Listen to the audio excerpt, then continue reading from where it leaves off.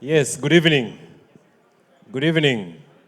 Yes, my name is Duncan Mochama, and really, really excited to be in Zada for the first time. Earlier on, I was just saying that the Balkans and Africans have one thing in common, right? That they are warm people, they are welcoming people. And actually, if you look at the businesses, whether you look at enterprise or startups, we are actually having the same problem. So, and my panel today is amazing. I have met them before, and it's going to be a good discussion. So I think I'll start with the Rwandan in the house. I call her Rwandan because she has the name of a Rwandan. So Ines, earlier on you're telling me about your story. Could you just introduce yourself? Tell us how you moved from Bosnia to Nairobi to training soldiers, you know? Yeah, just tell us something about yourself. Yeah, does it work? Yeah. So, yes, so hi everyone. My name is Ines, and I come from neighboring heart-shaped country, which is called Bosnia. So I grew and raised in Sarajevo. But for 19 years, unfortunately, I don't live there.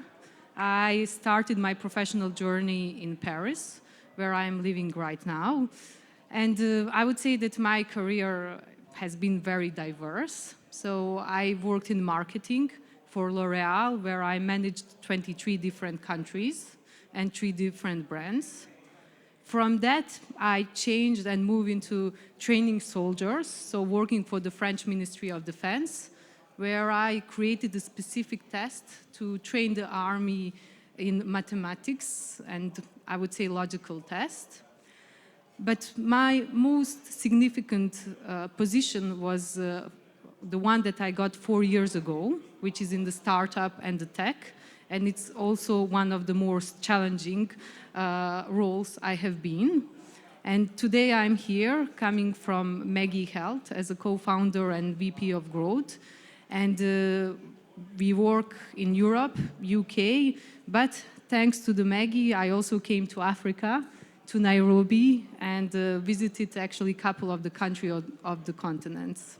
But we will tell you more about it later as well. Awesome. Thank you, Ines. Now from Bosnia to Nairobi to a few countries in Africa. Caleb, also you from Australia to Nairobi to 17 other countries, not counting the UK, and trying to bring developers, startups together and actually changing the whole meetups in Africa. So just tell us something about yourself, how your journey has been. Yeah, for sure. So I'm Caleb, the CEO of Tech Safari. Yeah, I grew up in Australia, so most of my life and upbringing was there, but I'm Ethiopian diaspora. So growing up, I traveled back to Ethiopia a lot, and really just like had a lot of connection to my culture and like my family there. And along the journey, you know, I studied to work in policy and peace and security policy, and that's where I worked in for about 3 years. So consulting for the United Nations and African Union on how do you patch up a country after there's been a conflict. But then I stumbled on tech and realized that the tech sector was actually a lot more exciting. You know, you didn't have to worry about bureaucracy. It was just up and coming. There were a lot of startups that were just being funded. We just had our first couple of unicorns being established on the continent, and felt like it was the right time to come in and be a part of that story. So yeah, last year 2 years ago, I traveled around the continent just trying to see what I could learn and hosted a few meetups, bringing together founders, investors, operators. And they kind of just kept growing. And I've now moved to Kenya, where I host a lot of events for the startup ecosystem across the continent. So I'm traveling every couple months and bringing together founders, operators, VCs, just to sort of create a platform for people to connect, similar to what we're doing here today. But across Africa, and it's been a really rewarding year or so. Yeah. Awesome. Thanks, Caleb. Now to the Rwandan. Your history again is very interesting because many people actually confuse Africa as one people, but Remy here was born, raised, or actually was born in Rwanda, raised in the West, and now is doing business both south West and East Africa. So please tell us something about yourself. Thank you very much, Duncan. Hi, everyone. My name is Remy.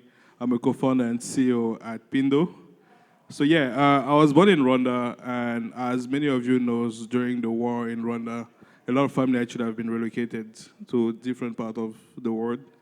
So I grew up in West Africa, so mainly in two countries. So that was between Ivory Coast, Cote d'Ivoire, and Benin Republic. So I spent actually like half of my life in West Africa and another half of my life in East Africa. And one thing I know, it's more of it's two different cultures. I think if any of you have been lucky to be in those two areas of Africa, so like, yeah, the West tend to move like a bit faster, like aggressive, like Nigeria, and then East Africa more conservative, reserved. Yeah, I've been to 15 countries in Africa, but so there's basically like less similarity between each country to another country. Yeah, thank you. Awesome. Thank you, Remy. And my audience, you know that if the investors in the room, if you want to invest in a startup, then you have to know the people, right? Right in front of you, you've seen who they are. But let them tell us something about the startups that they have founded, what they're about, and I'll start with Caleb. Caleb, tell us something about Tech Safari. And I know you have just started another startup. Tell us something about both startups. Yeah. So Tech Safari started as me 2 years ago, just trying to learn about Africa's tech ecosystem. As a guy sitting in Australia, working at a tech company that had some presence in Africa, but not enough. And I started investing in startups across Africa, and I was just like writing down what I learned, but in a way that my friends and my family could understand, and people who were just not in Africa. But what happened was, as I posted more and more on LinkedIn, people really liked it, and they started subscribing and trying to learn. And so as the sort of 2 years passed, we kept on writing more and more content about what was happening, also growing to events, and then really helping companies both within the continent to raise capital globally, but also global companies to launch and expand across Africa. And Infobip's actually one of our partners that we do a lot of meetups alongside across Africa. So it was kind of like serendipitous journey, but now we're really a community focused on developing Africa's startup ecosystem. And what I mean by that is we're very, very early. Like we're still in our first wave of like big companies. And we need like a really strong media and events and community backbone to support that in the same way that Shift has been around for a long time here as well. So that's our mission, really being at the center of Africa's startup ecosystem when it comes to media and events. Yeah, maybe a follow-up question on that. I know you have really interacted with many startups. What will you say is the differentiator? What stands out? What makes an African startup an African startup? Do they have to be black? Do the founders have to be black? Yeah, for it to be an African startup. No, that's a really hard question though. Like that's a very debated question, but let's try. I think you generally have to operate on the continent and be like built for the continent. I think we do have startups in Africa that are not African startups. They might be HQ'd somewhere else.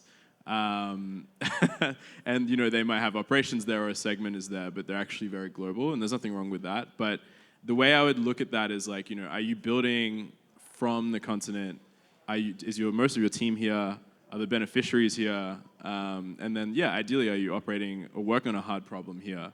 And I think you could identify like African founders as just like really tough, man. Like we don't have like we're still dealing with like fairly low infrastructure and not as much funding. And so, man, if I put an African founder like in a different market like the US or Europe, I think that they would absolutely crush it. So that's how I'd attribute. Okay. Yeah, that's interesting.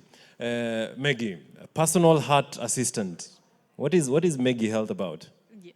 So in Megi, we developed a digital health platform to help patients and the doctors better manage and treat hypertension.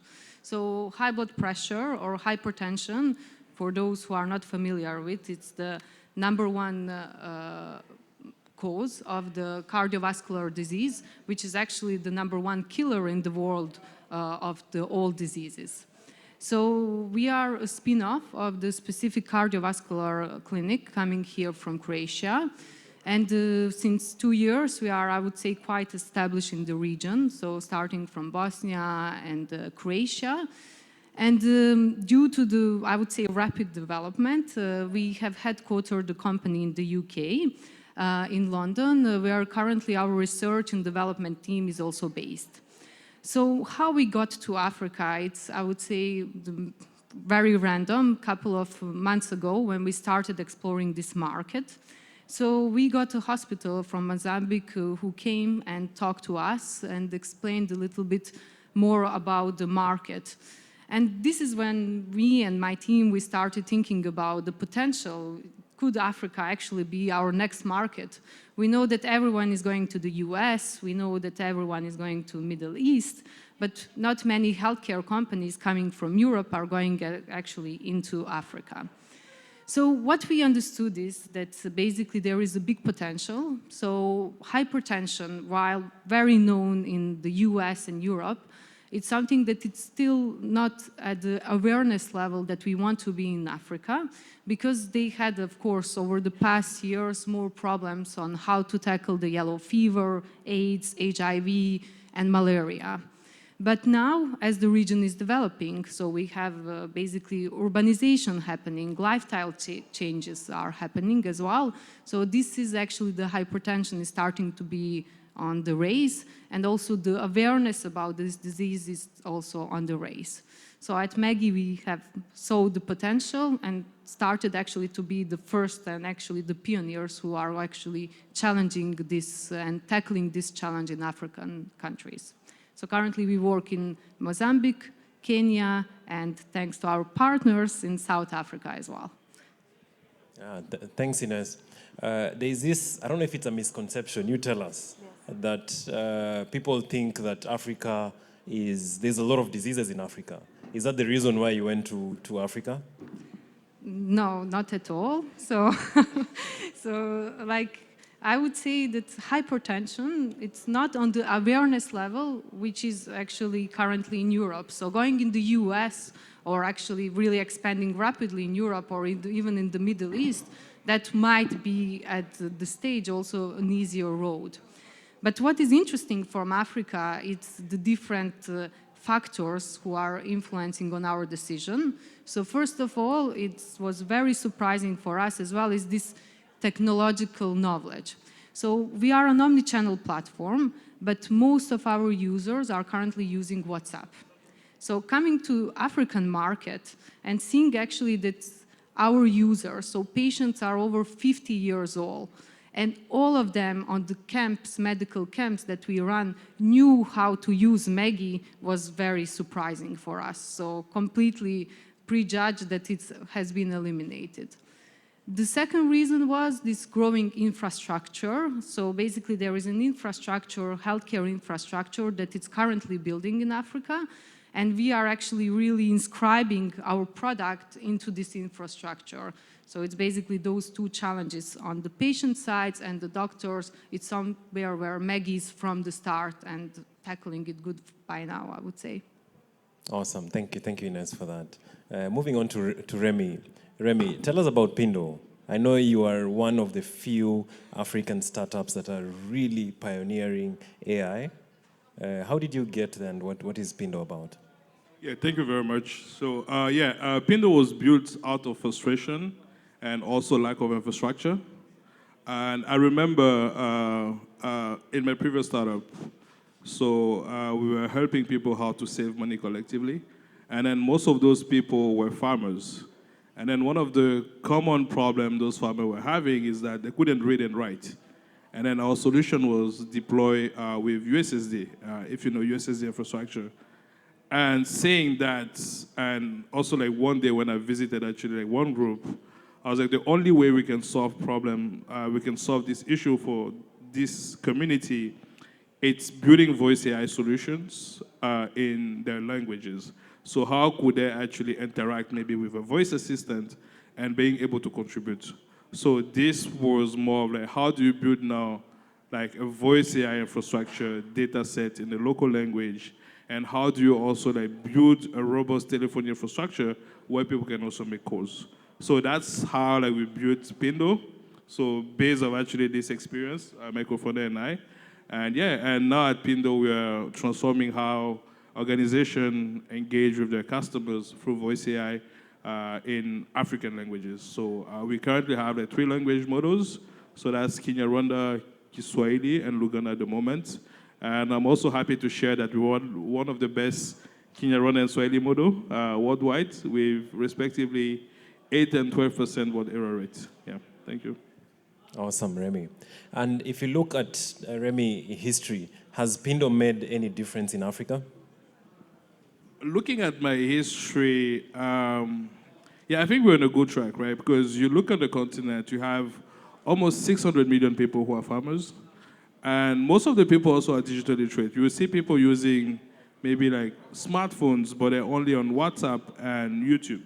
So, and then running actually a complex query over the web is still actually a very big issue. And I remember actually recently we were debating a friend of mine, like if someone used WhatsApp, would that person considered digitally literate?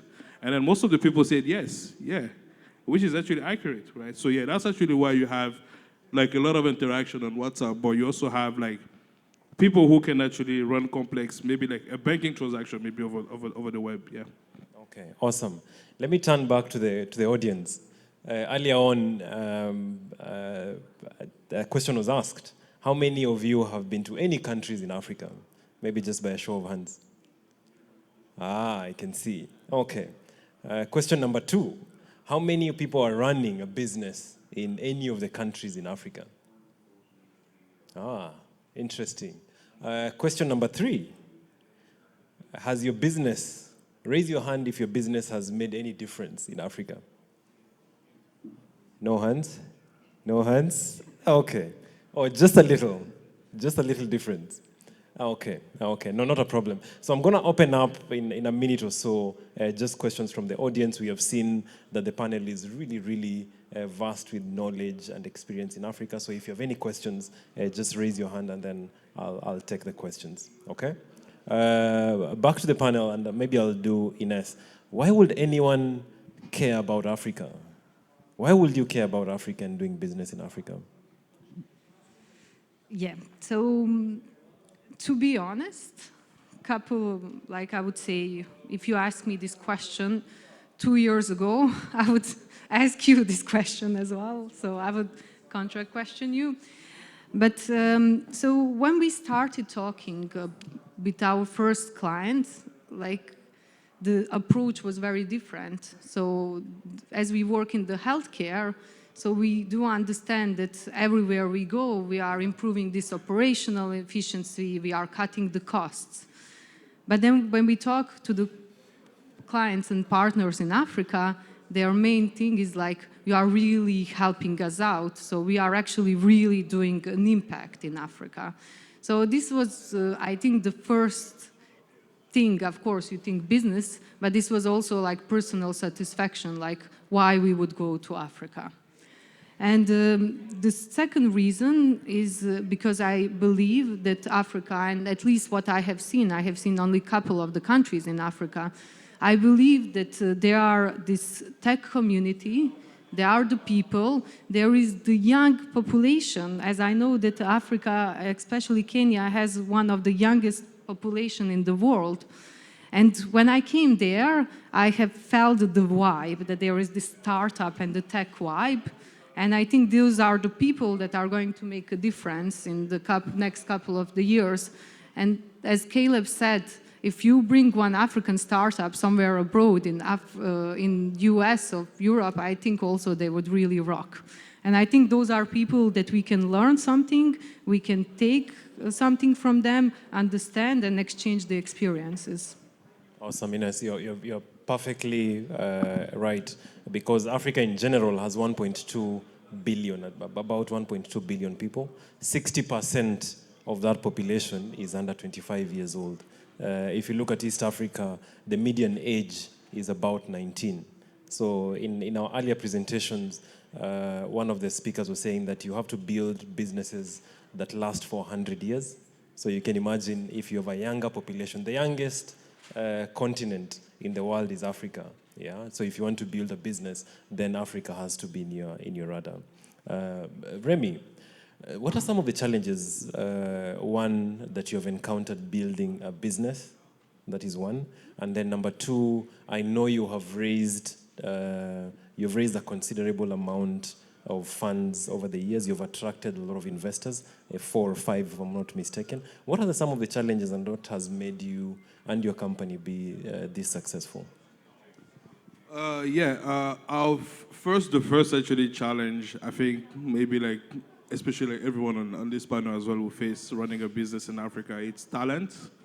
So finding talent is not like easy, and to help also scale your business. And I think in my field, especially in the AI field, one of the complex challenges also like availability of data. So because you don't have like a lot of data available, public available data actually for you to train your models. And then most of the time you invest actually in creating these data sets. So I think that's also one of the like challenges that we face on a day-to-day basis. Raising funds on the continent is not easy because so geographically, like each single country like is different. So and then also like you also have like you have different policies so around actually countries. I remember also like when we were raising our first rounds, one investor actually told us actually the market we're operating in is very small. So if you really want actually to like raise the fund, we should also start thinking and scaling in other markets. So I think that's why actually why we went to Kenya and also like went to Uganda. So Rwanda is actually a country of like 14 million people.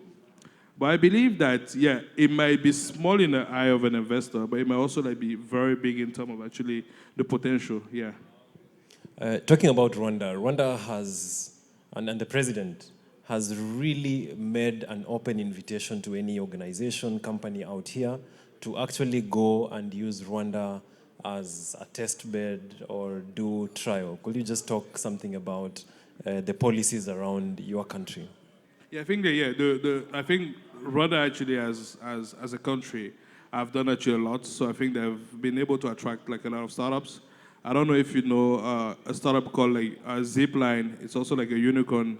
They do actually like drone deliveries. So and they started actually like in Rwanda as their first market, and then now like growing in actually like a lot of countries, within Africa as well. Okay, Caleb, I don't know if you agree with Remy when he says that there is no talent in Africa, and you have been going around doing developer meetups, actually promoting Africa as a source of developers, specifically in Africa. What will you say to Remy? Or is he wrong? Is he right? He's both, actually. So he's, so Africa does have talent, and it has a lot of talent. And I think actually to your question for Ines about like why Africa, it's that we have a very young population, but by 2070, like Africa will have half of the world's population, which is a fair enough reason to be thinking about this continent. The other one is that all of those people will be online, or a vast majority will be online. And so you'll probably be working with people across Africa, especially as these technical roles go online as well. But the thing is that we don't have enough so we have a lot of talent, but it's not senior yet. And I think that's just a function of where we are along the journey. So it is very hard. It's pretty easy to find junior and kind of mid-level talent as well. But when we get to like senior talent, you start to see a lot of the tech companies actually go abroad to find that talent. They might go to India, or they might go to the US to get like a VP of engineering, whatever. So I think it's a function of we haven't had enough big companies yet that people have graduated from to take their next step into a new startup. And that's where people like Remy have a hard time finding mature, senior talent. So we have a lot of talent, it's just not mature yet, if that makes sense. Awesome. Now I'm going back to my audience, and I brought a gift, by the way. How many of you take coffee? Coffee? Okay. I brought with me here an out of Africa coffee. So whoever asks the hardest question to the panelists gets to walk away with coffee. So please, any questions from the audience? There is one at the back. Hi, I'm Ivo. A question for Caleb mostly, but basically any of you.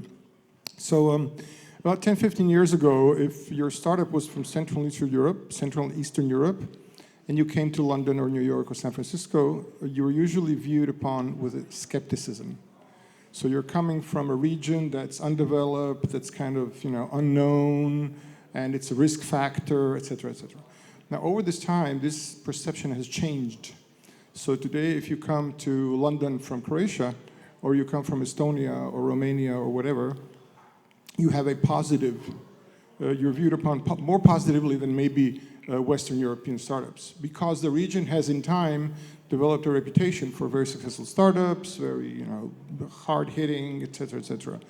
My question is, when African startups come to Western meetups, conferences, investor pitches, what is the perception? Are they viewed upon as coming from a stereotyped environment? So I would say most people in most countries, when you say Rwanda, they don't think about startups. They think about some other stuff. I think I know what I'm referring to. So what is the perception? How are you guys met from these people? Yeah, should I go ahead? Yeah, go ahead. Yeah. Great question. Really, really good question, and it's really interesting that now that perception has changed for Eastern and Central Europe. We're still met with the same skepticism, and there's a few reasons for that. So our ecosystem has grown significantly in the last couple of years. We finally have unicorns, which is great, but unfortunately none of that has resulted in real value yet. So we haven't seen as many acquisitions yet. And I think it's just a function of being early in the journey of building an ecosystem. But man, like in the US or Europe, if you're raising, most of the founders who can raise are founders who are they have maybe they've grown up in the US, or they've studied at Oxford. There's usually a node of connection that is not Africa that makes a big VC trust an African founder. Is something that we've just noticed just from looking at all of the data on who raises. And actually, if you pull up a list of all the unicorn founders, all of them, or more than half, are not from the continent, which is fine. That's how we start. But I think it's testament to the fact that even when you have great traction, you need something that keeps you credible, because it's just such a black box and such an unknown. Awesome. Any other question from the audience? Okay. Yes. Any other, so that we just take all of them at once? Awesome. Hi, hello. Actually, I have a couple of questions which are related, so if I can. First question would be, which country or part of Africa is currently, let's say, the most fruitful for investing, or has, let's say, the biggest scene and a lot of possibilities to invest? That's one question. The second question would be, let's say, the crowdfunding area. Is it existent, non-existent? And let's say, what is if you have numbers, what is the approximate, let's say, success rate of African startups in these areas? Awesome. Any other question? And then we'll take one more here, and then I will take all of them at once, yeah?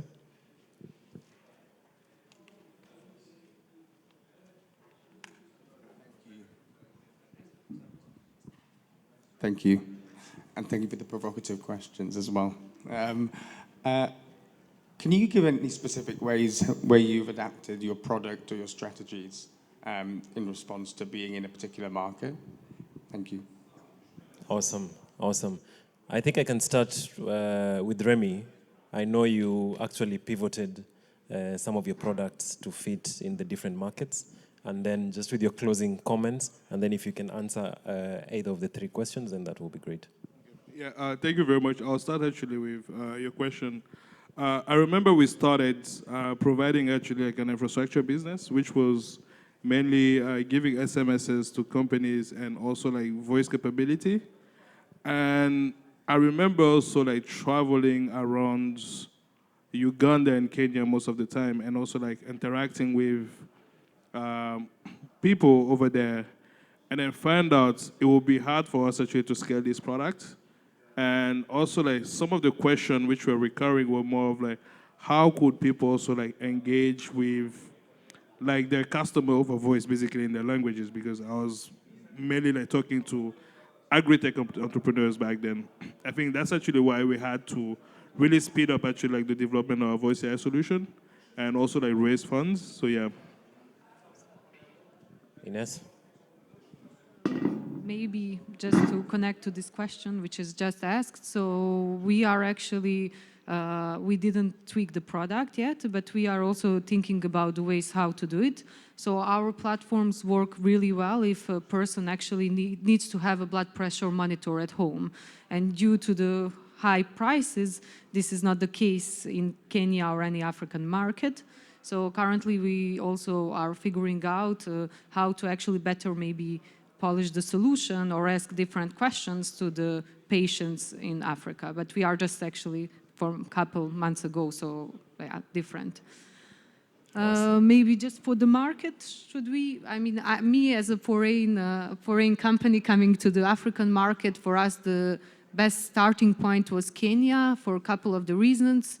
Maybe one of the fastest growing economies in Africa, but also English speaking. So definitely for us, finding the partners and understand the market, talks to the patients and the doctor, it was an easy starting point. Awesome. Caleb, you write a lot about these things. Yeah, on the markets, right? So we have, like, across Africa, there's the big four. So big four markets. It's Egypt in Northern Africa, Kenya in Eastern Africa, Nigeria in West Africa, and South Africa in Southern. This is just by how much money has been raised in those countries, how big the developer ecosystem and tech ecosystems are.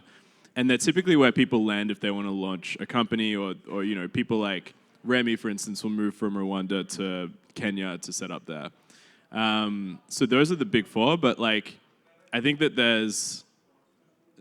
they're all so different. It's like, I mean, it would be so different launching in the US than it would be in like Mexico, same thing in any of these countries. Like, they have different payment systems, different languages, different cultural norms.